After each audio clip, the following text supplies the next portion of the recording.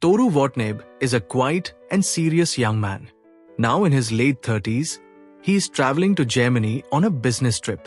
As the plane begins to land, a soft song plays through the speakers, Norwegian Wood by the Beatles. As soon as Toru hears the music, his heart tightens. The song brings back old memories from his student days in Tokyo. He closes his eyes. He remembers Naoko, the girlfriend of his best friend, Kizuki.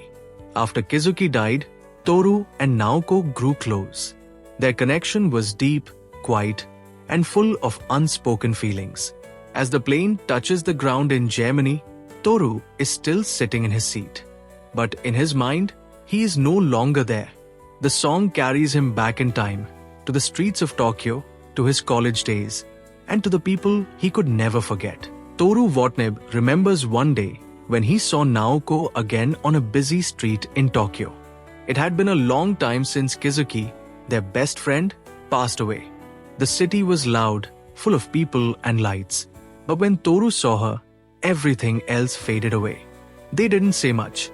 Instead, they just started walking together. Their steps were quiet, and their silence felt calm, not empty, but full of shared feeling. Even without words, Toru and Naoko understood each other. They were both still carrying the sadness of losing Kizuki.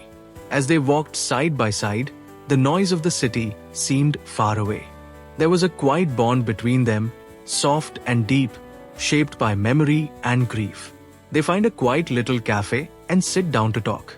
They spend hours remembering Kizuki and the past. Naoko doesn't smile often, but when she does, it's soft and beautiful, like a flower blooming for a moment. Toru listens carefully to everything she says.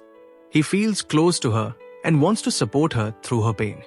His feelings for her begin to grow. Naoko decides to leave Tokyo and go to a quiet place in the mountains. It's a special sanatorium where people can rest and heal.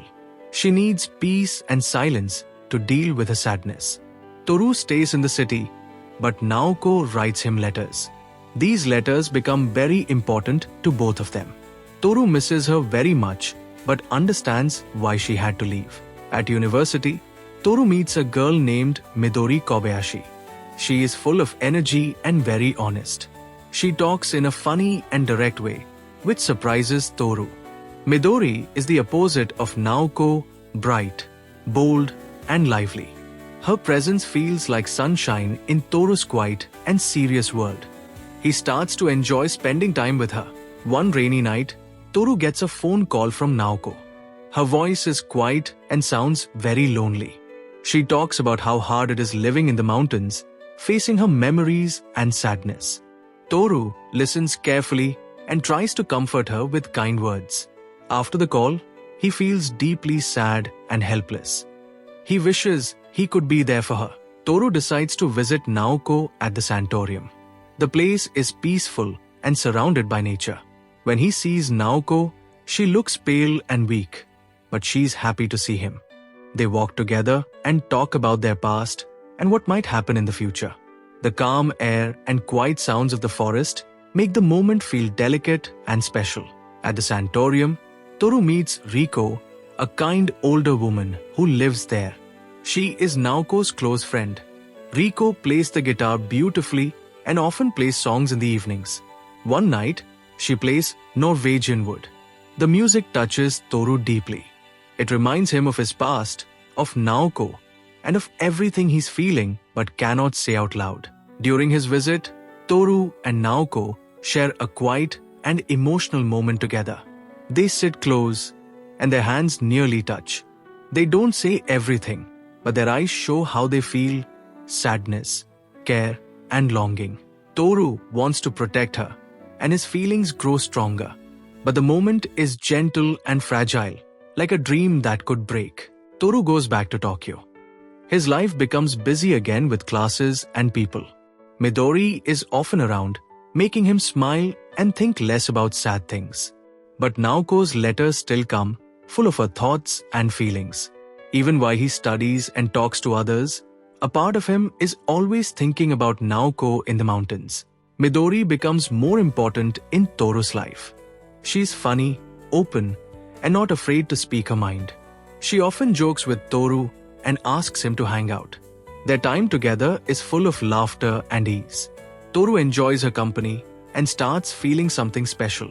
Midori lives in the moment, and that's something Toru begins to appreciate. One night, Midori tells Toru how she feels about him.